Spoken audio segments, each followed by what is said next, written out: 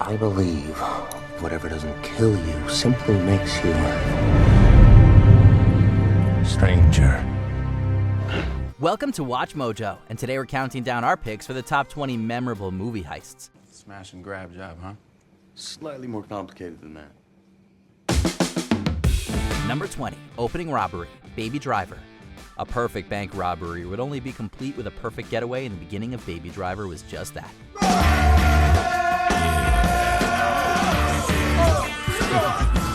Much of the action of the film was meticulously timed to the soundtrack in a way that only the fastidious writer-director Edgar Wright could manage. The action in the opening gave us immediate insight into the main character, Baby, before he spoke a single word. Baby rocked out to Bell Bottoms by John Spencer Blues Experience as the rest of his crew committed a robbery. As they re-entered his car, he wasted no time tearing through the streets to escape their pursuers in a beautifully choreographed chase sequence that perfectly set up the film.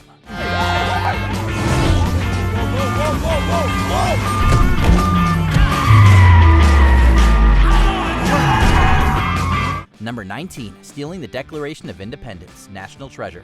Unquestionably one of the most iconic lines ever uttered in cinema was Nicolas Cage's matter-of-fact statement that he would steal this piece of American history. I'm gonna steal it. What? I'm gonna steal the Declaration of Independence. This heist came in at the end of the film's first act as two treasure hunting teams went head-to-head in competing heists to steal the Declaration and find the clues hidden on its back. As the villainous Ian Howe attempted to steal the iconic document using brute force, Ben Gates and Riley Poole used intellect to get to it first. Get out of there.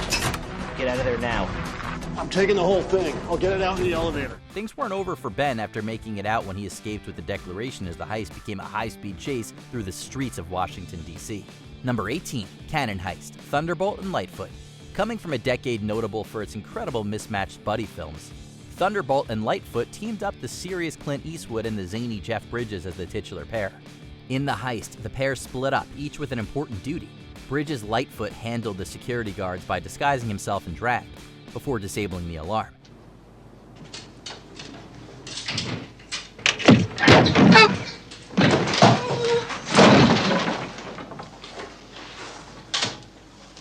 Meanwhile, Eastwood's Thunderbolt creatively used a cannon designed to shoot down aircraft to blow a hole in the bank's vault. While the robbery went off without a hitch, the getaway caused some complications.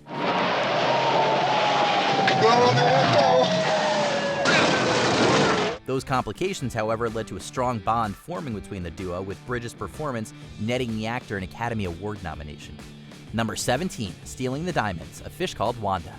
Near the start of the film, our four jewel thieves break into a bank donning black ski masks with the goal of grabbing diamonds from the safety deposit box. Otto? Yes? Okay. What? The plan. Yeah, great. No problem. The heist was planned and executed with precision, with the crew using guns to knock out both cameras and locks along with a crossbow to unlock the vault. Just as quickly as the smash and grab style robbery took place, it ended as the gang absconded with the loot by escaping from the building's roof. Unfortunately for them, the cooperation didn't extend beyond the heist itself, and the bulk of the film was concerned with each member double and triple crossing each other to gain the diamonds for themselves. What do you have to do in this life to make people trust you? Shut up. People are always taking advantage of me. Shut up and think. Where's he moved it? Number 16, The Big Race, Logan Lucky. Rather than featuring slick criminals in suits robbing a bank or a casino, this film featured a group of hillbillies robbing a NASCAR race, or as the film itself called it, Ocean 7-Eleven. Can you just get to the part of why you think you can do this?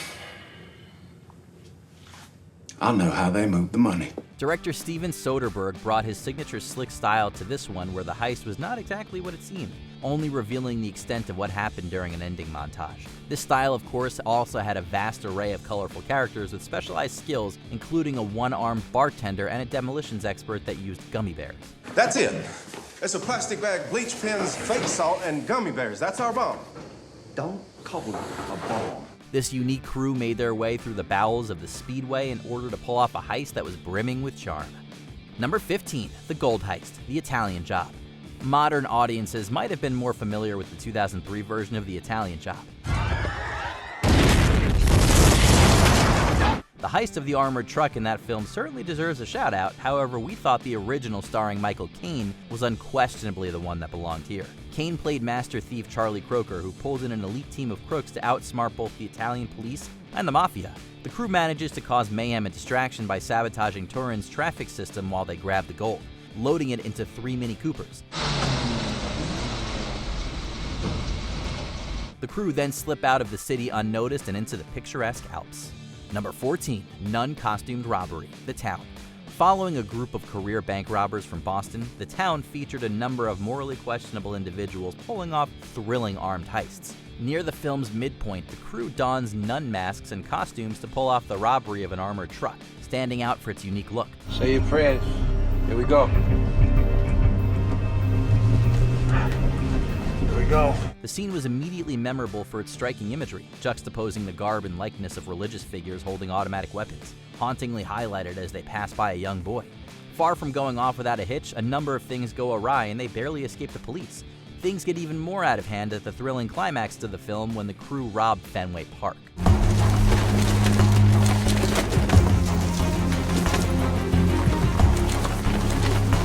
Number 13, The Train Heist, Butch Cassidy and the Sundance Kid. The opening of this film paid tribute to the early days of cinema, which featured westerns where armed men would rob trains on horseback. This film continued that early tradition. However, the heist of the Overland Flyer by Butch's hole-in-the-wall gang was neither glamorous nor immensely clever. Will you shut up about that E.H. Harriman stuff and open the door? What's going on? We got a patriot in there. Okay, go ahead, News. That's young Woodcock. He's awful dedicated. Much of the charm of this heist came from the interplay between Butch, Sundance, and the hapless Rube ordered to protect the safe, Woodcock. When robbing the train a second time, the gang overcompensated with far too much dynamite, blowing the safe and much of the money to smithereens. Think you used enough dynamite there, Butch?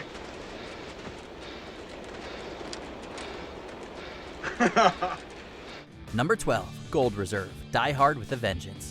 In Die Hard, John McClane went up against the villainous Hans Gruber, who used the guise of terrorism to pull off a heist. Want money? What kind of terrorists are you? Similarly, Hans's brother Simon Peter Gruber used bomb threats as distraction in order to rob the Federal Reserve Bank of New York of a $140 million gold bullion. $140 billion. 10 times what's in Kentucky. Fort Knox. Ha! It's for tourists. After breaking into the reserve, Simon and his crew loaded the gold bars onto dump trucks and escaped through the city's water tunnels with only McClane on their tail. Number 11, The Perfect Bank Robbery, Inside Man.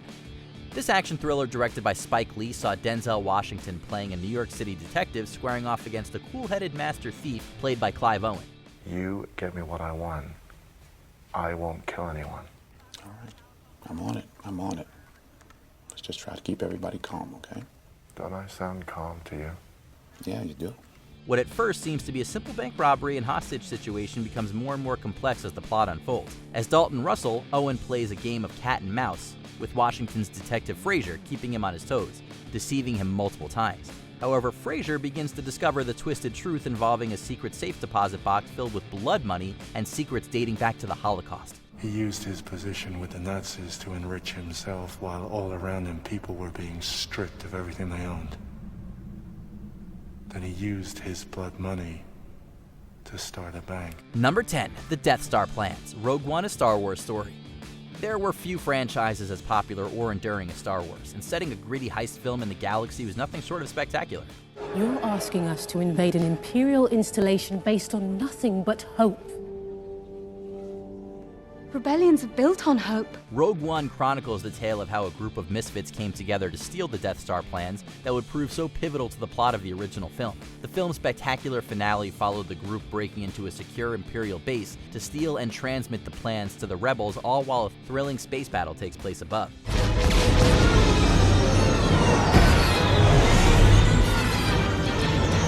Equal parts space adventure and spy thriller, Rogue One puts fans on the edges of their seats. Number 9, Presidential Veto, Point Break. A good heist could be made great by a great costume, and the collection of masks that the group of bank robbers known as the ex-presidents was likely the best we ever got. As the name of the gang would suggest, each member wears a mask of a different former POTUS, including Reagan, Nixon, Carter, and LBJ. Time, Mr. Carter. 60. LBJ. We're styling. Oh, Ron, I got Nancy on the line. How you doing? 80! Air Force One is waiting, Mr. President! Robbing banks wasn't the only adrenaline-inducing activity they participated in, as the crew are actually a group of surfers. Over the course of the film, undercover FBI agent and former college football star Johnny Utah manages to infiltrate the gang. Eventually, Utah is blackmailed into participating in their final heist in an emotionally charged finale. Can we just get the goddamn money and get out of here? Nobody move! Heads down, eyes down! Number 8. Time Heist, Avengers Endgame. It was not uncommon for Marvel films to adopt a second genre, and heist films were no exception, with Ant-Man displaying Master Thief Scott Lang's ability. Hey, if the job goes bad, you know I got your back, right? Don't worry. It's not gonna happen. I love it when it gets cocky. In fact, it was Lang who suggested the time-traveling heist that the Avengers would embark on in the epic conclusion to the Infinity Saga. Their elaborate plan saw teams of superheroes traveling back to various points in history to recover the Infinity Stones before they were destroyed. We only have enough pin particles for one round trip each, and these stones have been in a lot of different places throughout history. Our history. So, not a lot of convenient spots to just drop in. This led to characters meeting and occasionally fighting, their past selves, and revisiting iconic events and locations from prior Marvel films. The heist served as the perfect culmination of everything that had built to Endgame, that gave us a number of visually stunning moments and conclusions to long brewing character arcs. Number 7. Racetrack Robbery, The Killing. Over the years, Stanley Kubrick earned a reputation as a director that is meticulous and calculating, allegedly not even letting some of his actors understand the bigger picture, only their piece in it. So it should come as no surprise that the ringleader of this film noir, The Killing, Johnny Clay, plans his robbery in much the same way. Anytime you take a chance, you better be sure the rewards are worth the risk, because they can put you away just as fast for a $10 heist as they can for a $1 million job. Told in a non-chronological order and with a voiceover that was often unreliable, the film keeps its audience as in the dark as many of the characters in the film. For certain reasons, including your own protection in case anything happens, I'm not going to give you the whole story, just your part of it. Set on a busy day at the racetrack, Johnny moves his accomplices like pieces on a chessboard, causing distractions and opportunity for himself to grab a hefty sum of cash. However, even the best chess master can be undone by an unexpected move. Number 6. Dragging the Safe, Fast 5. It was a rare thing for a film franchise to really hit its stride in its 5th entry. However, the popularity of the Fast saga unquestionably skyrocketed with Fast 5, due in large part to its shift in focus from street racing into the over-the-top action heist film territory. We're gonna do one last job. We're gonna take all of Rez's money, every dime of it, and disappear. Forever. Like so many heist films before and since, the crew need to break into a vault, but the way they do it is absolutely unlike anything ever seen. Rather than simply cracking into the safe, the crew uses their vehicles to literally rip the vault out of the building's walls. Keeping with the franchise's roots, this leads to one action-packed and absolutely insane chase sequence through the streets of Rio. Number 5. CIA Headquarters, Mission Impossible. The Mission Impossible series is well known for its over-the-top heists, and we came very close to giving this spot to the heist in Ghost Protocol that saw Tom Cruise climb the world's tallest building. 24 minutes to door knock. However, nothing in the franchise had been able to top the edge of your seat tension of the original best scene, which would set the tone for the entire franchise. Suspended from above, Ethan Hunt has to steal valuable information from a computer in a room where the slightest noise, temperature increase, or even a bead of sweat would spell disaster.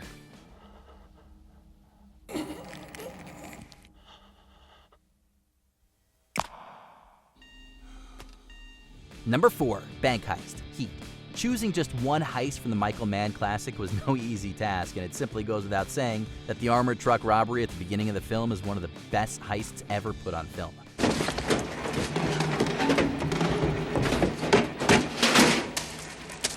However, we're going with the heist that leads to the film's ending. Throughout the film, tension builds between Lieutenant Vincent Hanna, played by Al Pacino, and thief Neil McCauley, played by Robert De Niro. That tension finally erupted in a bank robbery, which spilled out into a gripping gunfight in the streets.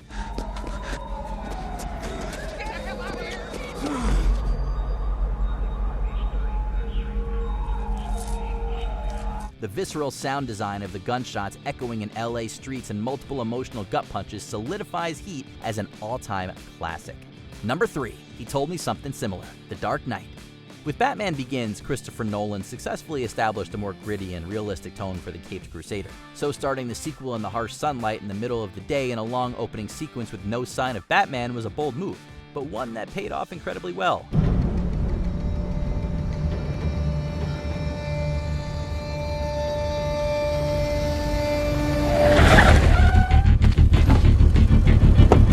Early on, we see the rear of Heath Ledger's Joker and quickly move to his henchmen, taking each other out one by one as each completes their task necessary for robbing the mob bank. The Joker is the last one standing, escaping set to Hans Zimmer's unnerving theme.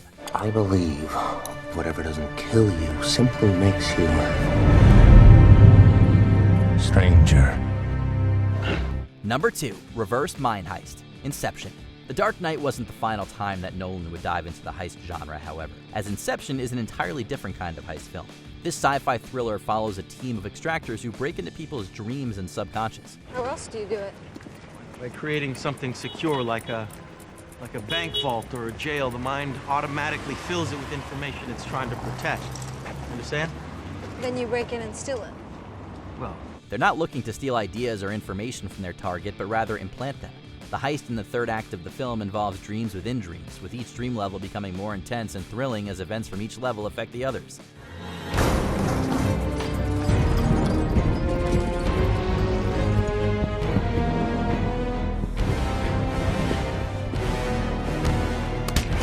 Before we continue, be sure to subscribe to our channel and ring the bell to get notified about our latest videos. You have the option to be notified for occasional videos or all of them. If you're on your phone, make sure you go into your settings and switch on notifications. Number 1, The Bellagio, Ocean's 11. The bulk of the film is spent setting up the last act where Danny Ocean and the 10 members of his team pull off a complex heist of 3 Las Vegas casinos at once. This is the vault at the Bellagio. It's located below the Strip, beneath 200 feet of solid earth. It safeguards every dime that passes through each of the 3 casinos above it. And we're gonna rob it. Smash and grab job, huh? Slightly more complicated than that. The quirky collection of colorful characters bring their own unique and essential skills to the table. These include the pickpocket Linus, acrobat Yen, explosive expert Basher, and many others. The script gives the audience just enough information to be along for the intricate plot, but omits enough to pull off a number of surprises and twists. Just when we think the villainous Terry Benedict catches our heroes, it's revealed that they've done the impossible and walk out of the Bellagio in plain sight with the cash. Have a favorite movie heist? Let us know in the comments below.